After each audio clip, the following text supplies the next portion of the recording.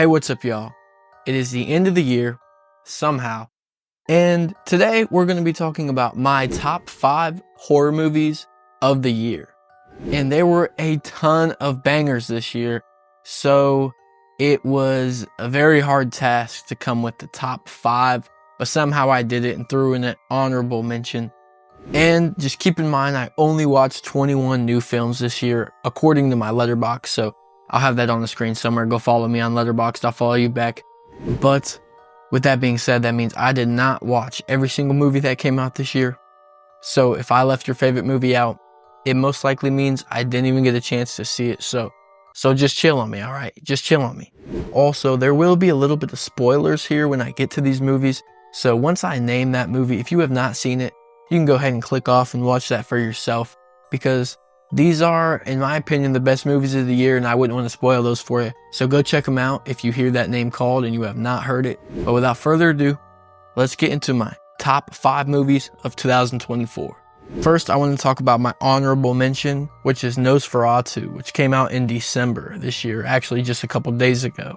I love the modern telling of the story of Nosferatu, and it's been over 100 years since the first movie form of this story, and the story has been told for, I don't know, who knows how long, but it's such an amazing modern reenactment of it, and I just think that is so sick. And even no matter how the movie turned out, I was gonna just have such great appreciation for just the modernality of the storytelling of Nosferatu, and that is just very sick for me. Also had a great gothic atmosphere, and just, even though the movie wasn't black and white necessarily, it was pretty much black and white because it was either clouds or nighttime, obviously, because there's a vampire. But everything was so dark, and it just created such this dooming atmosphere for you, and you felt doomed with these characters. And I just think a great atmosphere was just hit head on nail at just right off rip, and it was amazing. And I also loved Bill Skarsgård as Count Orlok. I think Bill Skarsgård is just he's amazing. Like, the accent he put on as Count Orlok. It is a black omen to journey in poor health. The way he's able to smile and move his face, his facial expression, just like he did with Pennywise. It's just, he's so talented, and he just did such a great job, and I'm so happy they casted him as Count Orlok. And also, I watched this movie 2 days ago, and it has already risen from my original ranking. I originally was thinking I'd give it a 3.5 out of 5, but I've moved it up to a 4, and I keep thinking about it. I might even just keep moving it up. The more I think about it, the more I like it, but for now, it can't enter my top 5 since, after you watch a movie for the first time, it's got to marinate. You maybe got to rewatch it before you can start to appreciate it more. But for now, it's coming in as my honorable mention. At number 5, we have Maxine, which came out in July. Great ending to the X trilogy, and I think it's just one of the greatest trilogies in all of horror, in all honesty. Just every single movie was a 5 out of 5 for me. And although Maxine wasn't my favorite, I think it was just such an amazing movie. Actually, Pearl's my favorite, but I think Maxine might even be my second. I had such a great time with it. It had such a great 90s vibe of the crime subgenre of horror, and I think they did that just an amazing job here. And it's just so cool how there's 3 different movies in the trilogy, and there are 3 different subgenres explored. And I just think that is absolutely amazing. Very talented work here. Who can't help but love the iconic character of Maxine? For me, with the conclusion of this trilogy, she moves into icon status. She is one to remember, and just such a badass character, and you can't help but root for her. You can't help but root for Maxine, and just such a great story told through these 3 movies. And she's just so iconic because of that, and Maxine really just finished off the trilogy, and she's just so iconic after that. I also love the themes that are explored in these movies with... I'm curious, did you always want to be in that line of work? I always wanted to be famous. How people will do anything to get fame and to get fortune. They will really just sell their souls and just give up their whole lives. And I just think that is that is just such a strong theme, because that's really a lot of the problems that go on in society. I think it's so cool that they were able to throw that as the theme to these movies. If you really look at it and really analyze it, even though it's kind of thrown in your face, you see it, but it's just such a strong theme, and I really enjoyed that here. So Maxine's coming in at number 5. At number 4, we have Longlegs, which came out in July. Longlegs has such a great intro, and honestly, it might be one of the greatest of all time, and it just came out this year. So it's actually so crazy how good that was for it to be already considered one of the greatest to do it. Just does such a great job at building dread, and just, I felt uncomfortable watching this movie. It's not one that has such a strong rewatchability, because the feeling you get, it's not a happy movie at all. It's pretty dark actually, but it's so well put together, and Nicolas Cage does a great job at being Longlegs here, and just cuckoo, cuckoo, cuckoo, cuckoo, cuckoo. Yeah, he's so creepy and helps build that feeling of dread and just the sinking of your stomach throughout this whole movie. And, you know, by the time you get to that third act, you realize what's going on. You're like, wow. Just imagine being in these characters' shoes, and they did just such a great job. The atmosphere put together so dark, and it was such a great film.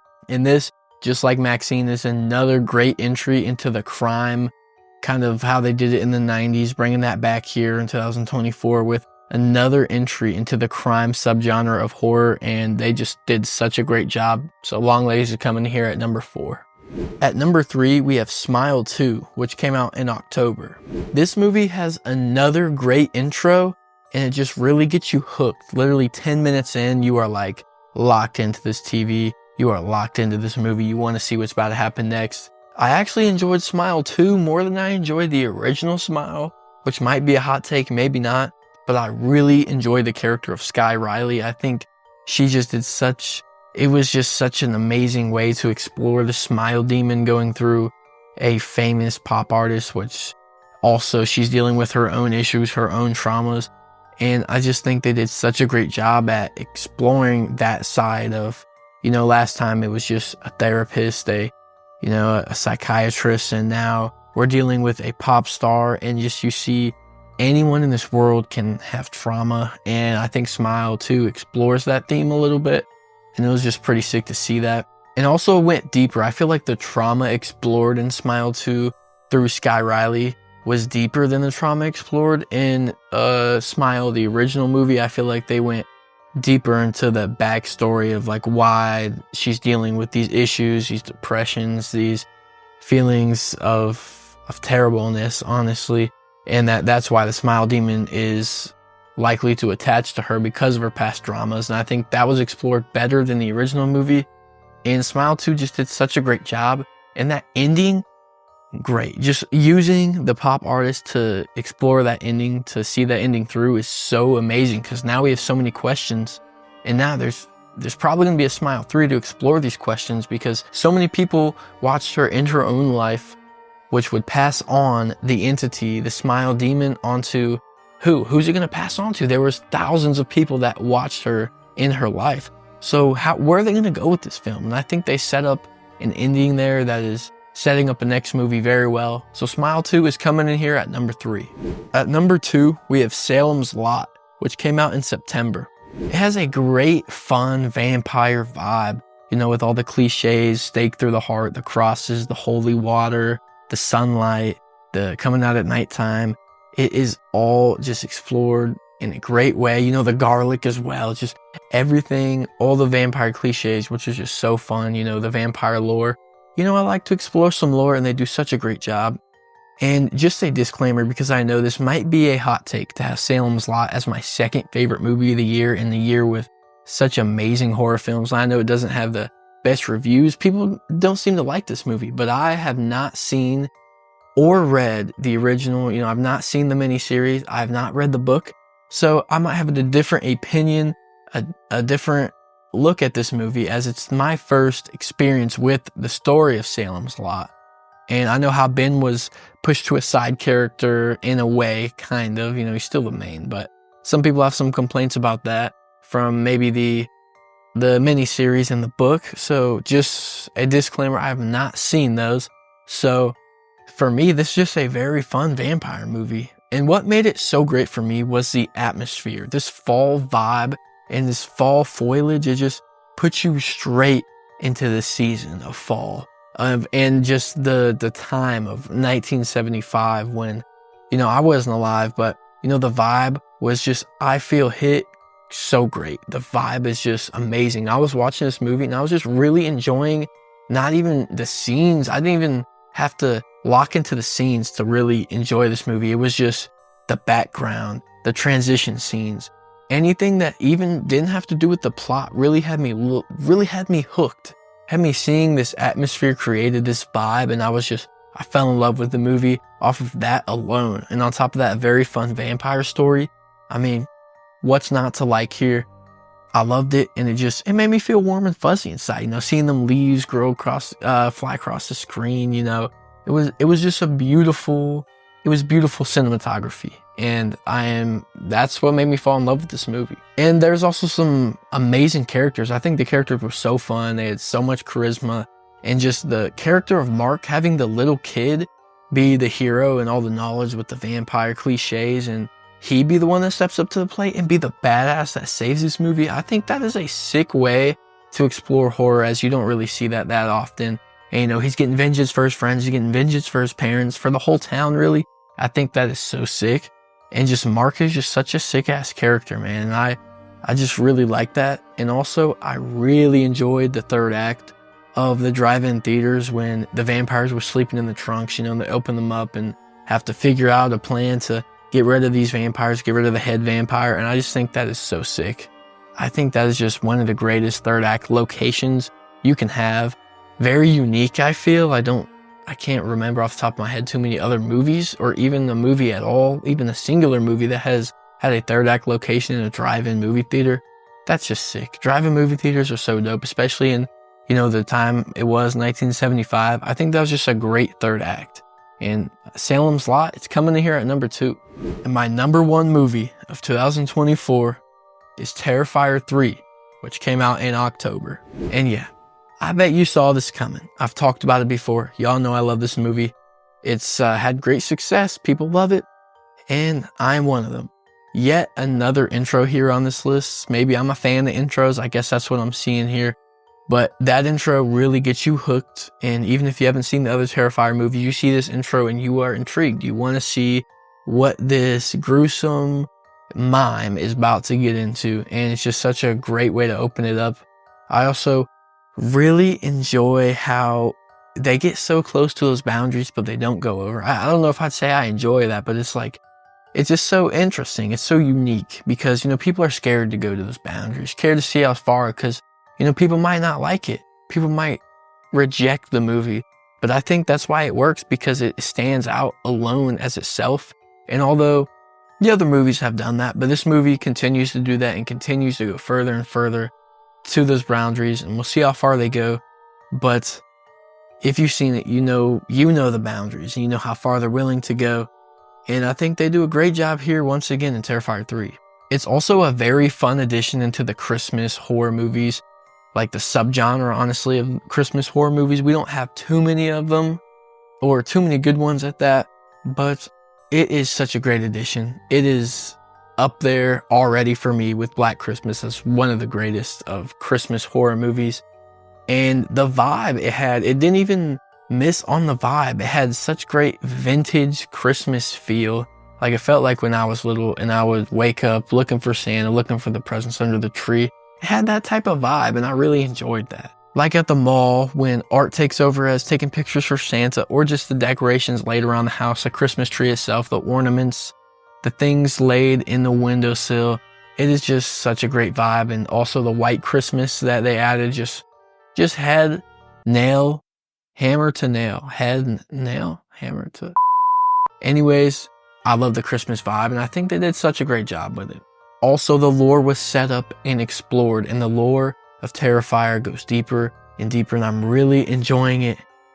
Art is just an icon, and they keep going more into his lore. We find out essentially that he was a murderer who then is a demon now because he was such a bad person. The demon, the entity, was able to take over his body after he had died at the end of Terrifier, the original one.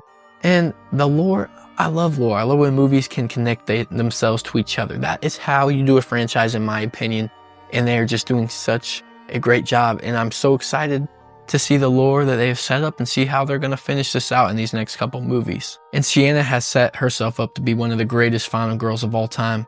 Terrifier 2, banger. Terrifier 3, banger. She continues her work, keeps getting better.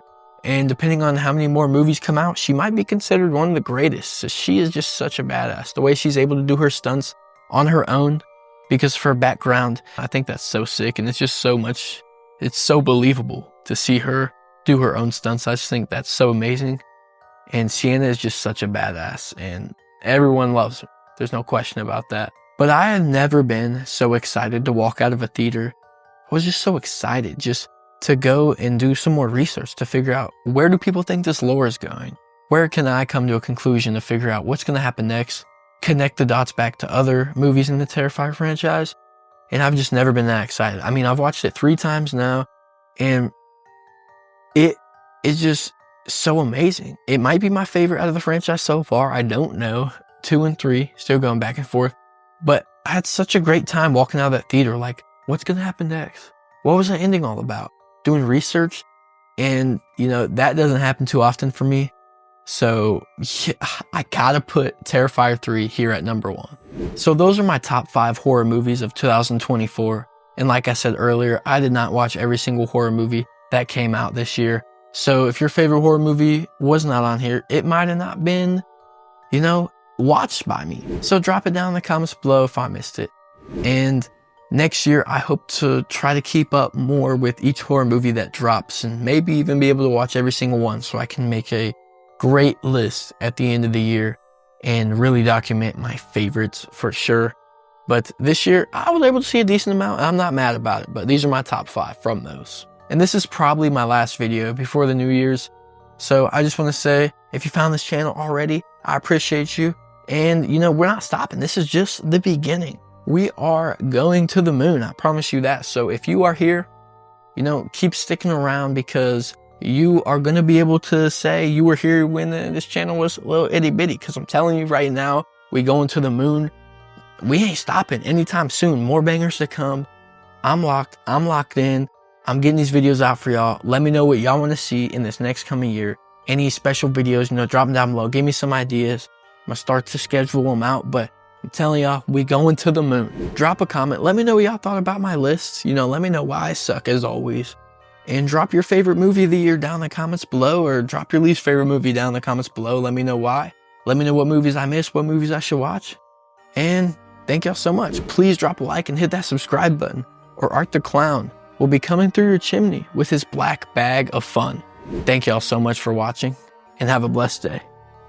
Peace.